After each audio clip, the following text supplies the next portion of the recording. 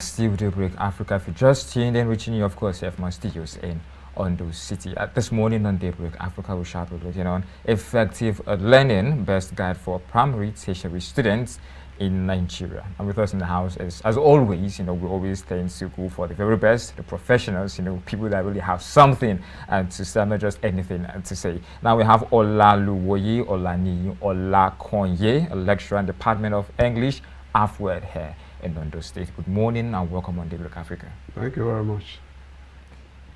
So, effective learning is something that we really need to talk about because of the evolution of the human mind and, of course, the dynamics that comes with the Gen Z generation that we have now. Learning has evolved from the time when we were in school to something different this period that we've seen. I've seen children learn under very strange circumstances. I've seen children not even want to learn at all, giving excuses now and again. So the reason why we decided to bring up this topic and get you to come talk about it. During my research, I got to learn more that learning is a process of acquiring new understanding, knowledge, behaviors, skills, values, attitudes, and of course, references on preferences. So, let us start from the top. Tell us about effective learning, what it's about, and its importance as we begin to break it down. Thank you very much. Just like you have summarized it, effective learning is that ability to ensure that people acquire knowledge, skills, attitudes, behaviors at the end of the day to ensure that they are useful and responsible personally and to the society. This one can go on in various forms. It can come through a formal education. It can even come through an informal education. And so on and so forth. Nowadays, because of technology, you even have online learning, which we call e-learning. So there are various means by which people learn. But the most important thing is, at the end of the day, what individual has learned must be enduring. It must be lasting, and it must be efficient, and must be useful to that individual in particular and to the society at large. Indeed, it must be lasting, enduring. It must be lasting useful. and enduring. It's quite one. I think, what are some of the essential skills and values that primary school students, people, should develop, to set them up for success in their academic journey? Yeah. Before going to that, I want to say that you have 3 different categories or levels by which you can acquire this learning that we're talking about, one of which you have just asked. At the primary school level, which is, you talk about the basic 1 to basic 6. Then from there you can go to secondary, then we'll go to tertiary. These are the 3 levels. Okay. Now let's start with the one you have just asked, the primary. Considering their age, this is the age at which students should be equipped with the mind, the power to learn. One, you have to instill in them the spirit of hard work and dedication. At that level. It's very, very important. The foundation must be laid so that they can build on it till when they get to secondary and eventually able to tertiary institution. Then there are various techniques of introducing or making learning easy for them. Like, for example, you can introduce the use of flashcards to these pupils. You can let them know that there is the need that they should ensure that working at this level, the spirit of hard work and dedication, that it is useful for them and useful for the society in future. So you make sure that as a teacher at this level, you come down to the level of these students. Then you should ensure that they have that spirit of asking questions. The students or the pupils this time around, be inquisitive. they should be inquisitive to ask questions. At this level too, there is room for class interaction. Through that, they develop their, their skill, and individuals can even come out. As a teacher at that level, you know those of them that can excel, but you have to ensure that you make teaching easy for them. There's a philosopher who says, children are best taught when they are made happy. A good teacher should ensure that pupils are made happy in order to impart knowledge into them. Now, talking about foundation, a lot of people do not know how important foundation is. We've had topics on this set where we talk about the need to catch them young and really be particular about the foundation of the learning foundation of a child, which is usually taken for granted in this climate. Now, you told us how important foundation is and how we need to inculcate certain values into children. But again, at that tender age, there are certain signs that we see in our children. There are some who don't even want to learn. You know, a child who, you're talking about being inquisitive, there are some who shy away from learning, and there are some that are born to be inquisitive. While I was researching, I discovered that humans go after learning. Animals can be taught. That's why we can see dogs or elephants or seals in circus. And science has proven that there are some plants that can actually learn, as it were. So what are the basics for that foundation for children that should be looked at, especially when you have a child who has a short span attention? Yeah. Thank you very much. Parents have a lot to do at this level. You give birth to a child, a normal child, because at times one may be unfortunate to give birth to maybe an imbecile or a moron. They require special learning and special education. But if one is fortunate to give birth to a normal child, as the child is growing, you should be observant of the traits that should accompany a child at a particular age. If the child is not forthcoming, maybe it requires medical attention. That's why I said parents have a lot to do at this level. So parents should be very, very observant as a child is growing. There are certain developments that should accompany the growth of that child at that particular age. All the necessary things that a child should be given, even like the nutrition. If you don't give a child the right nutrition, definitely it's going to affect the development of the brain of such a child.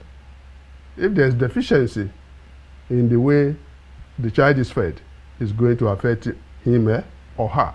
That's where I said parents at this level should be very, very careful in the way you bring up a child. Then a child is growing, it reaches, he or she reaches the school age. At that level too, there are certain things that parents should do.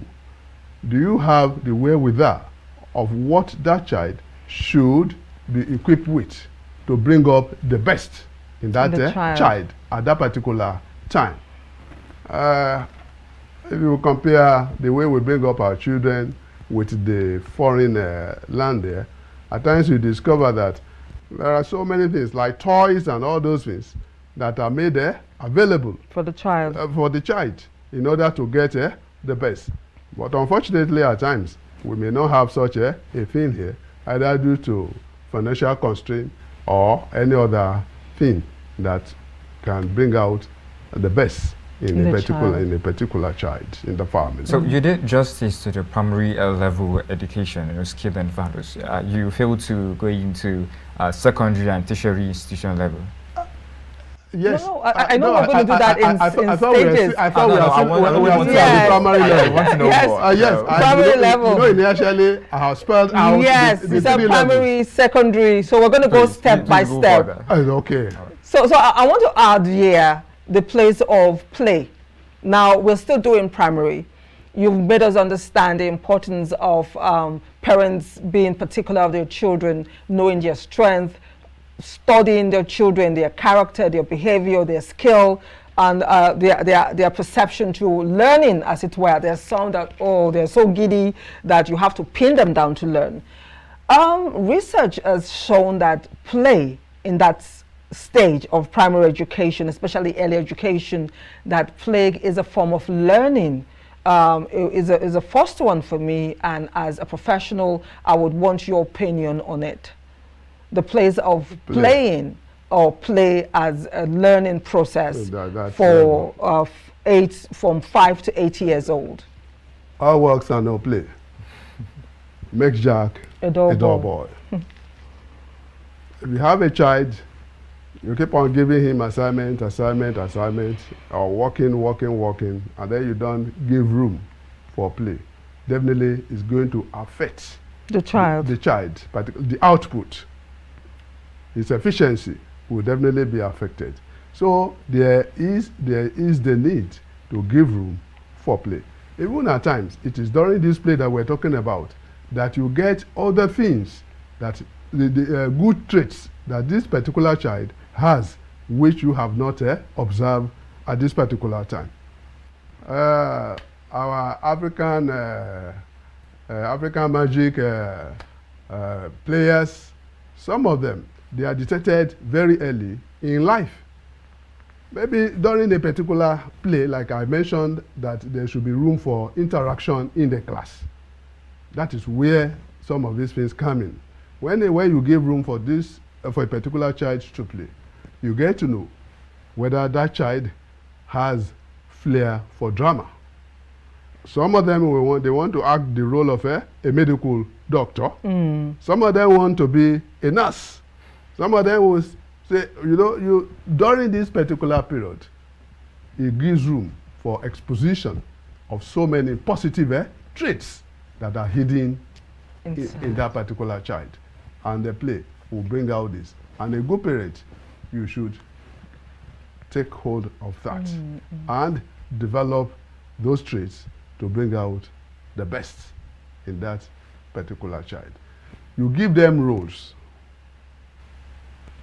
You act this role, you act this role, and then observe. That is, if there are more than one or two, then see how they come out in their different colors, bringing out. What about in the academic setting, in schools for children, in early primary school or primary learning for children? What is a place, what should a teacher do in this instance? What is the role, because you've given us the role of parents, what is the role of teachers or learning aid in play for children where they're developing? Yes, the teacher has a lot to do here. Don't forget, the first teacher of a child is the parent. While the formal, where the child now receives formal education, the teacher in that school becomes the second teacher that a child will be coming across. That child has received certain level of education, though you may call it informal this time around, at home, before coming to the formal setting where a teacher will now take them through a particular set of a syllabus or curriculum, which distinguishes it from what we call the informal education. So at this level, a good teacher has a number of roles to play in ensuring that the play being introduced to these children is a way of getting, of introducing these children in getting, to get the best out of them. Out of them. So a teacher has a lot of things to do, and that is why teachers should be very careful in the way we handle children. these children or a particular child in their class. Because if care is not taken, you can destroy the future of a child in the way you handle them. At times there's a way you should introduce a particular topic to the children. Maybe early in the morning when they get to the class, hello children, how are you? How was your night? That one is quite different from a teacher who say, sit down, what are you doing there? Well, you are, and all those kind of things. If the children, if they become frightened, definitely, even when you are teaching them, they cannot ask you questions because you have instilled fear into them. Indeed. Interesting. All right, I guess you're done with the primary foundation. I can't wait for the secondary and tertiary. I was really seated for that part. Exactly. Okay. So what about the secondary skill and value expected for students at that yes. level? At the secondary school level, this time around GSS 1 to SS 3. At this level, the students now, they have attained certain age, and we need to let them know that at this level, they should have a very good note. They should keep their materials.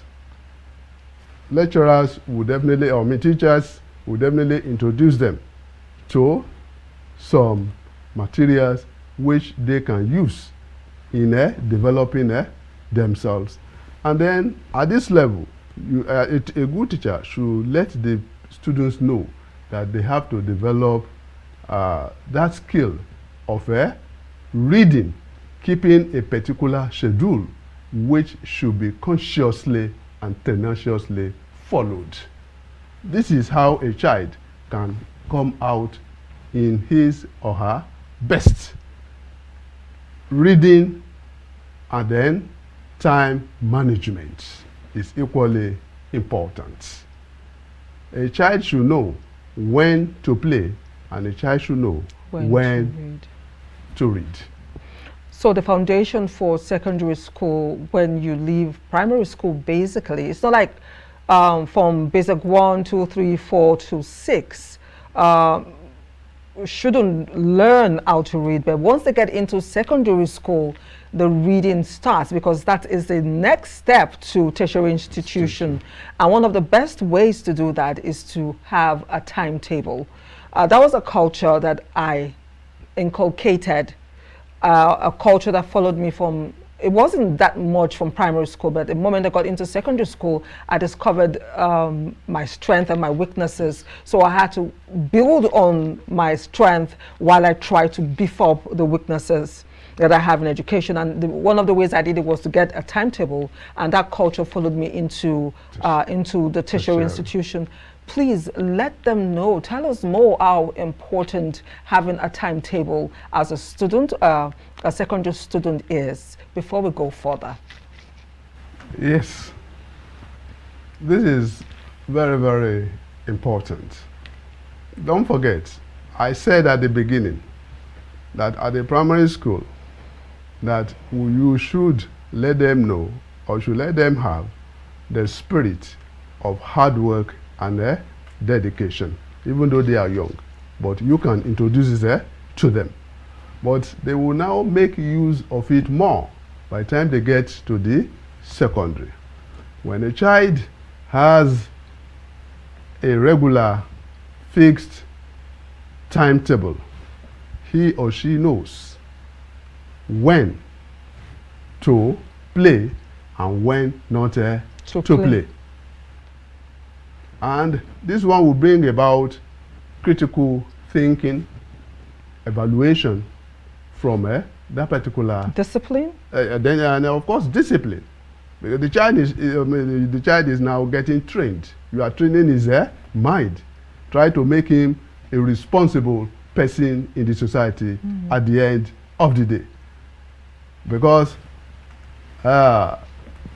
the money determines the day, and boyhood determines the man. So at that level, one should ensure that a child keeps rigidly to this issue of timetable, because it's going to do him a lot of favor and benefits at the end of the day. By the time he will be getting to tertiary institution, he must have developed a mind of himself, because at the level by the time he gets to tertiary institution, nobody will run after him.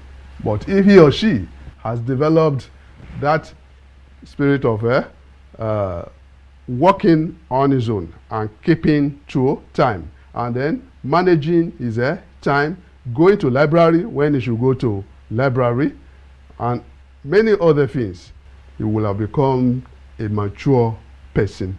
And by the time he gets to tertiary institution, which is the next stage, he will have little or no problem in handling his academic pursuit.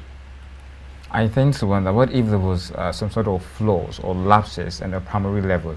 Is there a way one can actually make it up in the secondary level? Or it's more like a carryover per se and nothing can be done? Yes, something can still be done. Okay. But it lies mainly on the teacher. On the teacher in the sense that a good teacher will definitely know that this pupil or this student is not doing enough. When you consider his age, when you consider the level of education, where he or she is at that particular time, is he doing the normal thing? Then a good teacher should give extra effort. I don't think to some extent our study premises, especially in Nigeria, tend to give room for that level for of that, that special attention. Exactly. So. And that is part of the problem, or one of the problems that we are having in Nigeria. A class where, because there's a standard, maybe maximum of 25 pupils or students in a class. But if you get to our schools, what do you have? Even in our tertiary institution, it's even worse. It's worse. Where you have classes of 200, 250, 300. The teacher can only try. He will do his best and leave the rest. In that sense, government has a role to play to ensure that the ratio of a teacher to maximum of 25 is followed. And that is why the teacher, the parents, and the government, we all need to work hand in hand if we want to bring out the best in our students, even at the 3 levels, primary, secondary, and tertiary. Now, So Ezekiel, must be on deck. On deck, I want to ask before Ezekiel jumps into the boat again, because based on the question that Ezekiel asked, that if a student or a child misses it in the primary school level, is it possible to amend or make amends when they get to the secondary school level? We have situations whereby parents push their children. A child that is supposed to be in primary 1 is pushed to primary 3. When we were growing, 6 years, you're in primary 1. You go to preschool from 4 to 6, 2 years preschool. Then when you're 6, you start kindergarten, which is KG1. You grow that way. But it has changed. By 8 years, they're already in secondary school. Okay, so how do you make up a child who is supposed to be in primary school and is not in secondary school? How do you, for those that have learning disabilities, not in terms of being, not learning disabilities of the mind, but learning cognitive learning ability, how do they catch up? Yeah, thank you very much. If parents are aware of such a thing, I'm starting from the home, then they should let the teacher know too. Don't forget, all children are not the same. This aspect you have just mentioned, well, I want to confess openly here that maybe I did something like that, but thank God I have no regrets. Regrets, okay. My first child left nursery and primary at the age of 8. Oh no, she left when she was in primary 4 to go to 5. Okay? I'm confessing openly Sounds here. more like a risk to me then. To secondary school, right? Yes, even to St. Louis here. Wow. Okay? At 18, she was already a graduate of physics from Adeyemi College here. At 18. Wow. At 22, she has bargained MSc from University of Ibadan. In fact, at one time, UI was looking for her. They said they wanted to give her a kind of special interview that how did you manage? In Nigeria. Yes, in Nigeria, at 22. And last year, she bagged her PhD from FUTA here in physics. She's a lecturer in the Department of Physics. So in your own case, did you discover that she was intelligent? That's it. That's why I said that children are not the same. Okay. If you observe that your child has a special trait, has special traits that can, people were calling my daughter jumper. That was what they call her. And actually, she is a jumper. But like I said, that maybe I observed that she was very brilliant, she was promising. So you let her express herself. That is it. Okay. And I encouraged her and I supported her with all the necessary things. All the necessary textbooks. Interesting. And then teacher. You employ teacher that will give coach. Home training. Home training. And all this worked out positively. For your favor. Thank God. Thank God. Thank God, Ezekiel.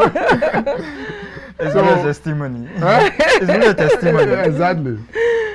So I just before I wanted to actually I was wondering, we know for a fact there could be deficiency of I say these people or this student have more like a flow lacuna in the primary basics, and then in the secondary you said it is more like responsibility of the teacher to really pay more attention. But since our educational environments in Nigeria do not necessarily permit that privilege, give that privilege, extended privilege, is it should it be more like the student would therefore be saddled with the responsibility of looking out for he or herself, you know, in further studies? Would that do the student good, or is it more like out of place?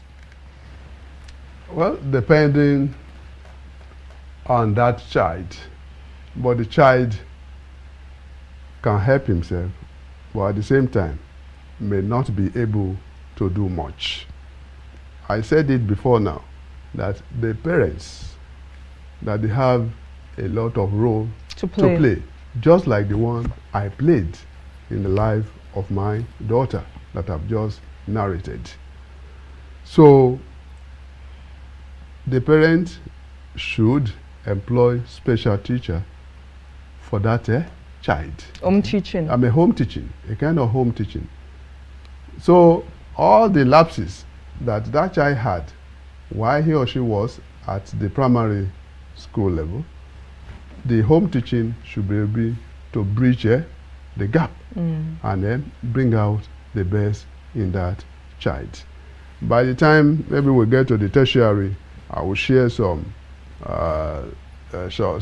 experience, especially when I was the dean of students. Just before we go to the tertiary, in the spirit of truthness, personally, I wasn't the type to like learning or enjoy learning while growing up. So I tend to wonder, how can teachers and parents support a student in developing a growth mindset, you know, and a love for learning? Yeah. Which is effective learning. Which is effective learning. Yes. Yes. The parents, the teacher, they are to do the work. A child who is not ready to work, right from home, the parents should be ready to encourage him or her, making him or her to realize the importance of learning or the importance of acquiring education. Okay? My boy, go and do your assignment. As soon as you finish, I have a sweet for you. I have a biscuit for you. More like a reward system. Exactly. Okay. The mind of children, you know, education they say, is in a state of tabula rasa. Nothing Plain, is there. nothing there. It's what you write there. That is there. So, and as soon as the child will rush to that place, do the assignment, and when they, oh, where's okay, my sweet? Come and take your sweet. Come and oh, that's my boy, that's my girl. Good of you. Huh? You do that tomorrow too? Yes, I will. Daddy, mommy. You are encouraging that child, and the child will pick up like that. And before you know, before you say Jack Robinson, the boy or the girl has, you know, done what you expect. And as academically. Academically. And as a parent, you feel happy. Then you keep on encouraging him. They are going back to school. Give them package. Oh, my boy, my girl, this is you taking your breakfast. This is your lunch. Take your lunch in the afternoon. Do your assignment given to you by your teacher, classwork, then home assignment, bring it home, you do it here, and then we'll look at it together, and then you have a good night rest. That's my boy, that's my girl. We'll take a short break. When we return, the conversation will continue. Stay with us.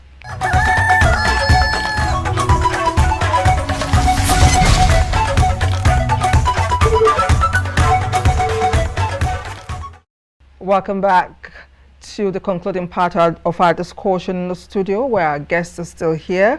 Our guest is Mr. Olaluwoye.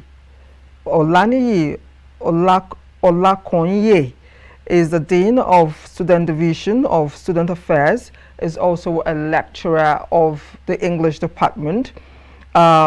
He bagged his first degree, BA English, in 1988 from the then Ondo State University, Ado-Ekiti. He has a master's degree in literature in English from Obafemi Awolowo University, Ile-Ife, Osun State. He later started lecturing in the Department of English as a lecturer 3 and rose to the rank of chief lecturer in Adeyemi College of Education, Ondo, now Adeyemi Federal University of Education, Ondo State. He's still here with us. So my next question is, starting from where we stopped, there are students who are immediate learners and there are students who are cumulative or accumulative learners. I'm going to use your child as a case study. It is obvious that your child falls under the accumulative learning, no, the immediate learning, one who can see a topic. Some children don't need to read, but they attend classes just for once and everything is, they have this magnetic mind. Now, as a parent, when a parent discovers that a child falls into either of this category, the immediate learner and one who needs to go through a longer process to learn, as a professional, what should parents do? Now, we're still talking about secondary level of learning, effective learning. So what do you do where you have a child who is accumulative or a child who is immediate? Thank you very much. You have actually two types. You have the slow learner, which is the one you... The accumulative. Yes.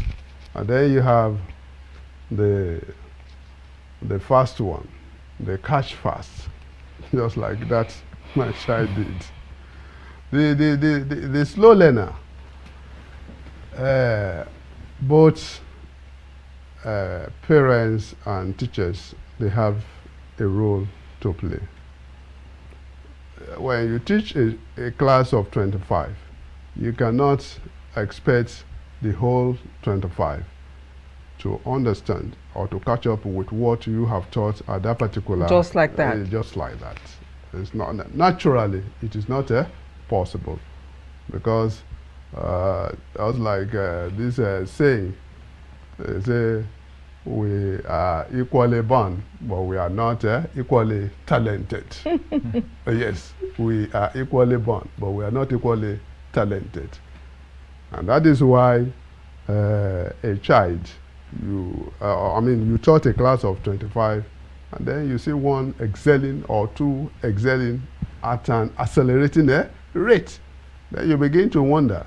When you give them class work and they do, and they submit and you mark, you see one scoring 100%, the other one scoring maybe 20, 30, or 50.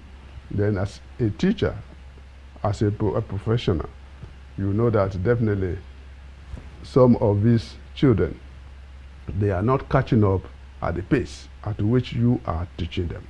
Then you have to put in extra effort. In some schools, what the teachers do, they invite the parents. That's one of the ways by which you can assist such a child. You invite the parents that, well, this is what I've observed in your child. Please, we need to work together. I, as a teacher, I will be doing my best in the classroom to ensure that I bring out the best in this child. However, you as the parent, you have a lot to do too. We have to work together to ensure that the child is brought to the expected level that we want him or her to be. Mm. So we did justice to the primary level, secondary. I think it's high time we go to the tertiary just before we will run out of time again. Yes, yes, okay. yes, yes. Straight to tertiary part. The tertiary level, which is the last stage. Yes, this is one of the stages too, at which we acquire effective learning. Don't forget we're talking about effective learning. And then how can we bring out the best in our children, starting from primary, secondary to tertiary. At the tertiary level, this time around, the child is already a mature child, and many of them, they have formed their own minds, or they have determined what they want to do. But that is not the end. At this level, we should ensure that they are friends of their teachers. That is one. And then two, they should keep their materials, because at this level they are exposed to materials. And nowadays, e-learning has even made it easier for many of them, for those of them that are serious. What I mean by e-learning this time around is that if, for example, you need any information, hardly there's any topic all over the world now that you cannot get information. Just go to AI, artificial intelligence. Enter your topic, it will bring out everything. Or go to Google, ask Google any question. Google will also answer you. To some extent, learning has been made easy for the present generation. During my own time, I was in university between 1984 and 1988. That was my first degree. I didn't know anything about artificial intelligence. Neither do I know anything about Google at that particular time. We depended on notes and then handouts given by lecturers, and yet we did our best. However, students of nowadays, especially at the tertiary level, there are so many distortions.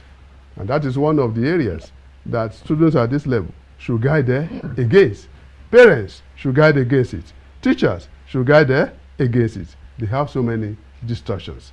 So just like I mentioned, at the secondary school level, a good timetable and good time management, they are very, very important at this level.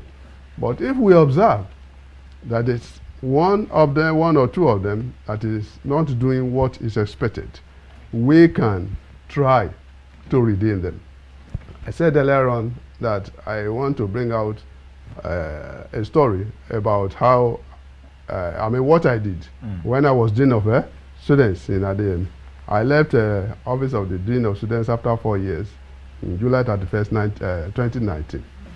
Yes, 2019, I've left that office after the expiration of my tenure. There was this particular boy in a particular hostel. As Dean of Students, you have to monitor everybody, especially those in the hostel. Why doing this? I came across a particular boy in a particular hostel where they were cooking beans with Indian hemp. We packed everything, I and some of my staff that I went there, we packed everything, took it to office of the dean. Then because at time when you want to redeem a child, you don't need to be harsh. If you are too harsh, you worsen the situation. And the same thing goes with all other levels that we had primary, secondary. Yes. You don't need to be too harsh. Even parents at home, you don't need to be too harsh. If you are too harsh, you end up destroying the child. You bring out the worst in him or her. We brought this boy to this office of the dean, office of the dean student affairs. Why are you cooking Indian hemp with beans? Beans. The boy said, Daddy, anytime I cook Indian hemp with beans and I eat it, that anything I read, that I catch fast. So we sat him down. We made him realize what you have said may be true. However, the repercussions at the end of the day will not be in your favor. We enlightened him and then we followed him up. What I should have done as the Dean of Students at that time was write a comprehensive report, forward it to the provost. We were using provost then as a college of education. Now we have DVC, Deputy Vice Chancellor. So I should forward that report to the provost that this is what so person has done, and then the exhibit probably packed along. The provost will minute on that paper to chairman disciplinary committee. And the boy will be invited for questioning. At the end of the day, the student disciplinary committee will make a recommendation. And that recommendation will expulsion. It may be expulsion. That's expulsion. And to be ratified by academic board. But I didn't do that. In fact, I have said it in one of the academic board meetings when we were discussing about troublesome students in the school. I told the provost that, sir, those of them that can be redeemed, let us redeem them. Those that could not be redeemed, let's flush them out. I now told the provost this story that I'm telling you. I followed the boy up. At the end of the day, the boy became a better person. And he has even graduated from the college now. Wow. Wonderful. And he has even gone for service. Congratulations. So that one is an attestation to what I said, that not all the time that you should be harsh on a child when a child goes wrong. Whether we like it or not, you and I, at one time or the other, we were children. We had done some things that were wrong. Our parents did not kill us, even though they can smack us, do this, do that, but you don't carry it too far. If it is carried too far, at the end of the day, instead of building a child, you end up destroying a child, and the parents will regret it. Indeed. And that just before we went to discuss, I and we were talking about various pattern of study. She likes it calm and quiet. I like it noisy and loud. And all that. So it brings me to my question. What are some of the best practices, for note taking, for active listening, and effective reading strategy that students can apply? Is there more like a pattern, a modus operandi for this, or just more like anything that works for you, you just do? There's these individual preferences Is that okay? That one is on a general note for those of them that can make use of it. At the beginning of this program, I heard you say that you can read with music blaring. Rap music. Rap music for that matter, of course. So, but all of them, they may not be able to follow this rigidly because of these individual preferences. But you should expose them to it and let them know the reason and the advantages that they will derive at the end of the day. And for those of them that excel at the end of the day, you observe that they make use of this routine that we have just itemized before now. So it's nothing rigid at all. It may not be rigid. Just it's a preference. Just like you prefer reading with with music. Whereas some people cannot even, when they hear that, they will leave that environment completely. When I'm reading, it has to be quiet. I wake up, if I don't go to the class to read, I wake up at about 1 a.m. to read, and I can read till about 4 a.m.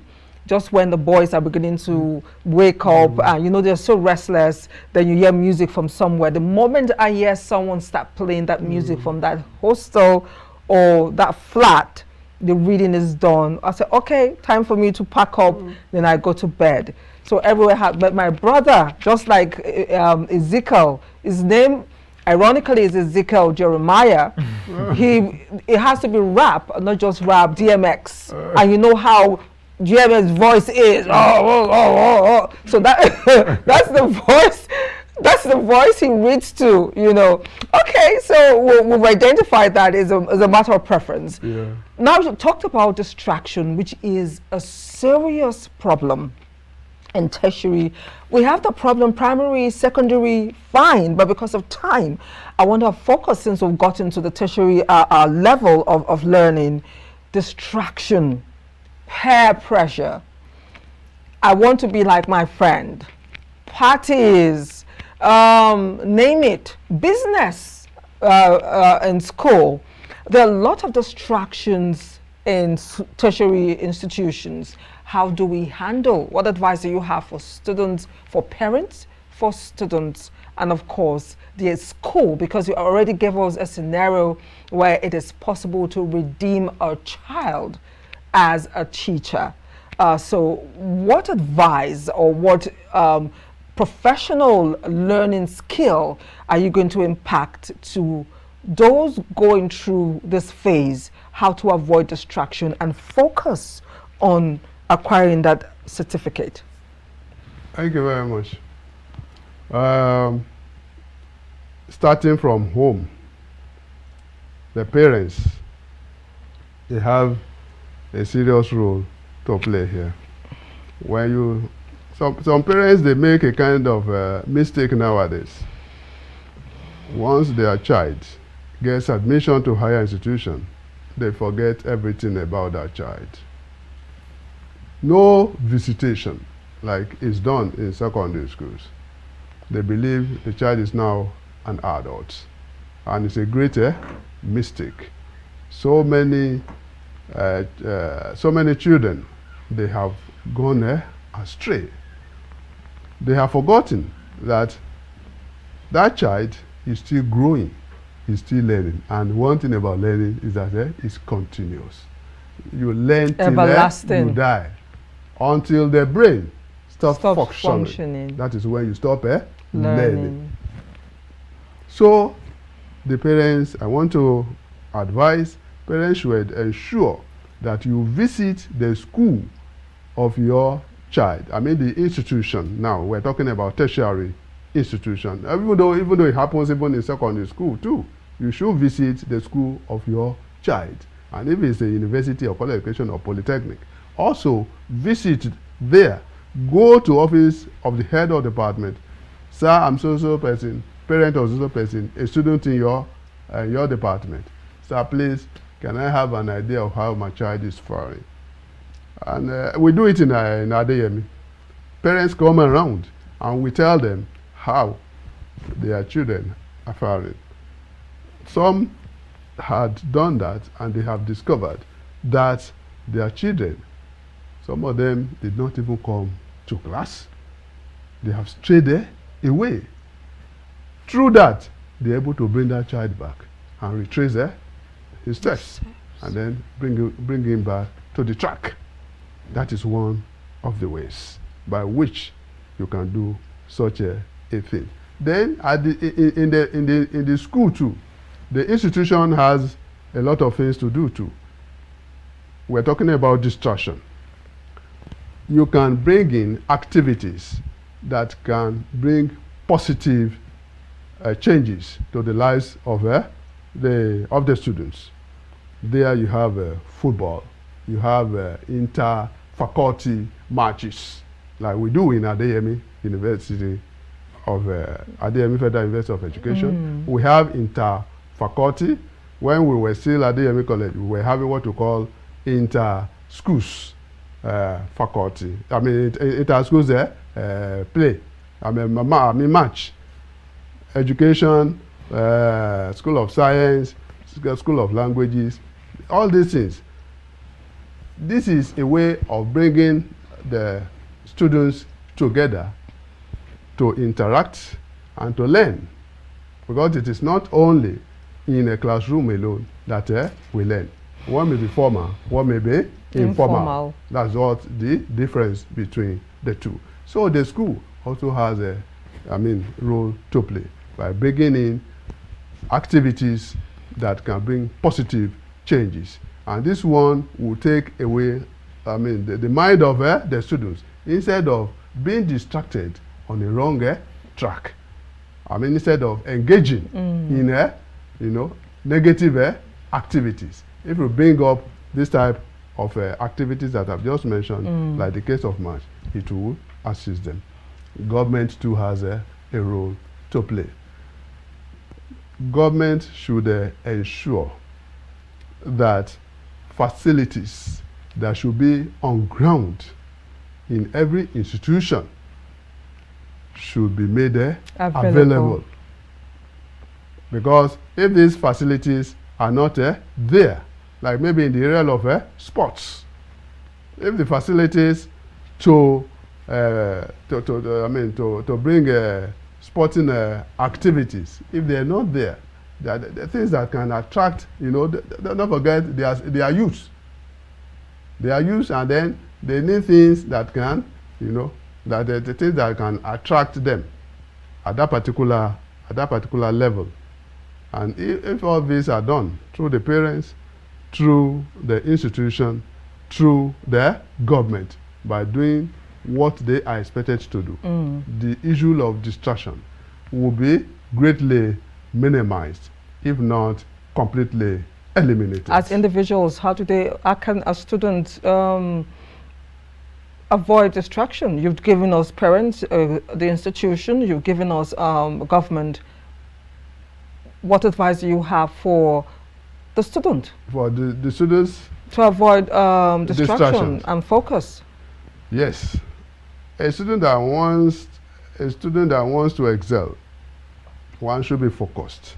But if you allow yourself to be strayed through distraction, definitely it's going to bring wrong results for you at the end of the day. We can enlighten the students and let them know this by telling them, if possible, give them examples of people that had gone astray and what they ended with. But you wouldn't like to do that. Please stay away from distractions. Rather, be focused, be determined, so that parents, your institutions, and society at large can be proud of you at the end of the day. I know we're almost out of time, but in the spirit of role is taken among our people, I think what role does self-reflection play in student learning? And I noticed people tend to use the use of journaling, in learning, and other tools to reflect on the use of journals to learn, and then other tools in the process of learning. So what role does self-reflection play in all this? Yes, the role of self-reflection in this aspect, the use of journals, the use of, making use of the libraries. These are the areas. And the role of self-reflection is that at the end of the day, if a child focuses on all the necessary things that he or she should do, if a child is determined, he or she will have himself,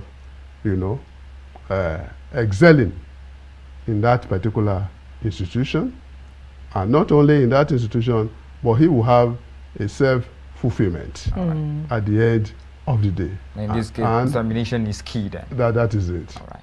Okay, so we've talked on different stages: primary, secondary, and tertiary.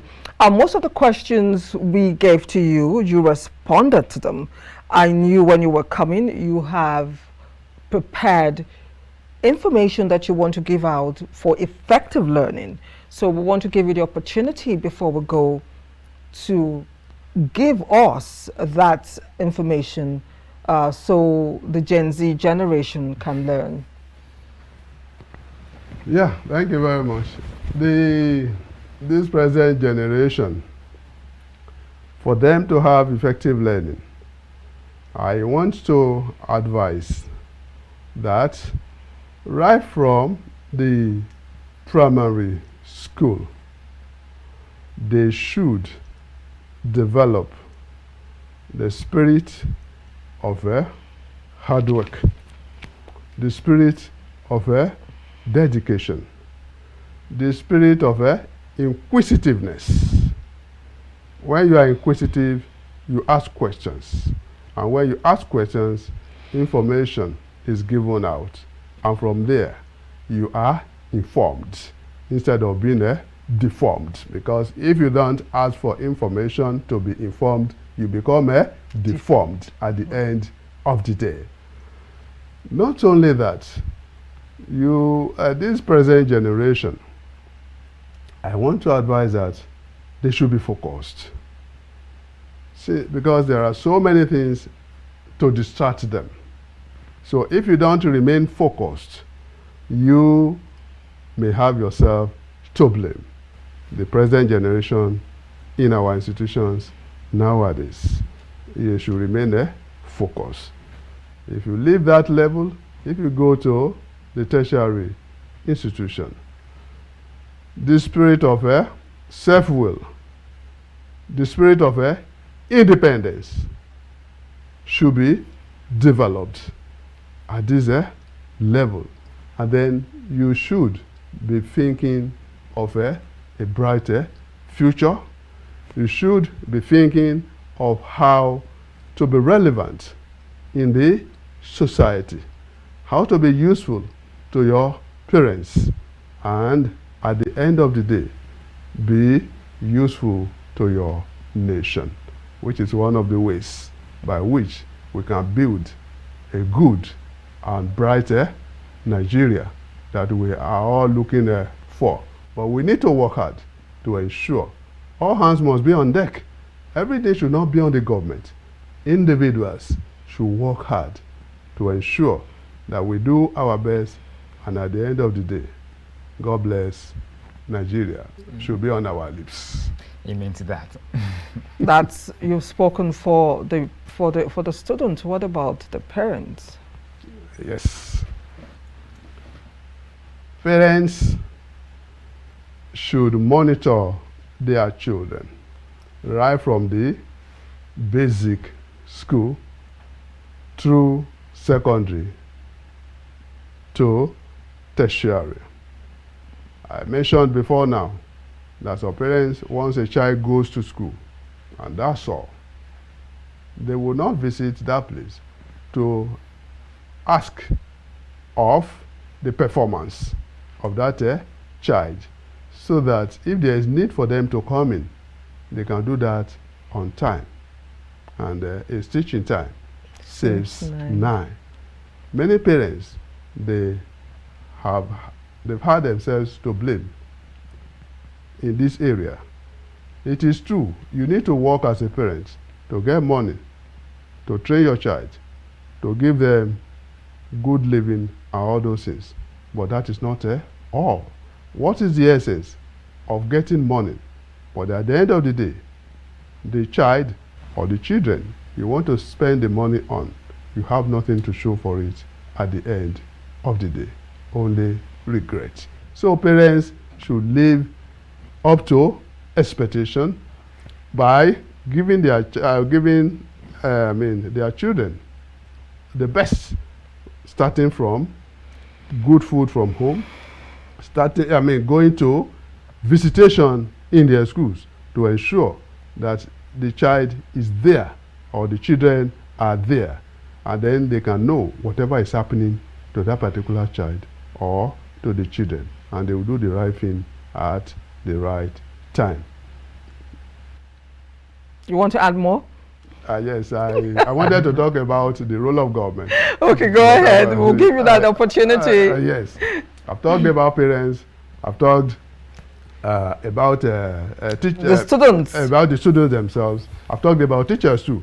And I gave myself as a particular example of what I did when I was Dean of Students in Anire. That's a typical case of how a teacher or a lecturer can assist a child, building him up rather than destroying him. Then the government. Government has a big role to play in this area. If I'm not exaggerating, government has not done enough in this area. Government has not done enough. Recently,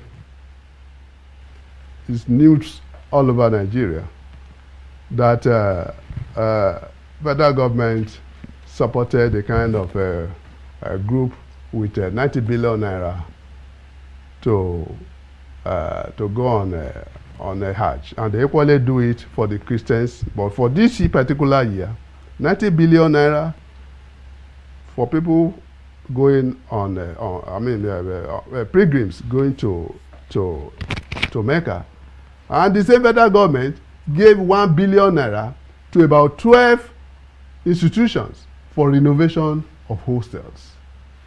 How do you reconcile that? This is one of the areas where government has not done enough. Government has not done enough. What 90 billion naira we do in this country, or even in our institutions, visit our institutions, go and see dilapidated structures. Structures that should have been renovated, and this is part, when you make the environment attractive, it is learning. It is learning. But when you bring students to an environment environment that is repulsive, and yet you want to impart knowledge. So I want to advise, and I want to appeal to the government, both at local government, at state and federal, that they should live up to expectation in doing the right thing in our various schools, both at primary, secondary, and tertiary institutions. We want to thank you so much. We wish we could just go on and on this topic. It's never enough to give information to our audience, and praying and hoping that they run with everything that they've learned or heard on the show. That's all time will permit for the discussion this morning. We want to thank our guests for honoring our invite. We appreciate you so much. We've come to the end of today's package. We want to thank our guests once again for being on the show. For everyone behind the cameras today who made production possible, we appreciate you. I am Anire Binitie, making a date with us tomorrow. For my side, bye for now. You have a great day ahead. I remain Ezekiel Ogar.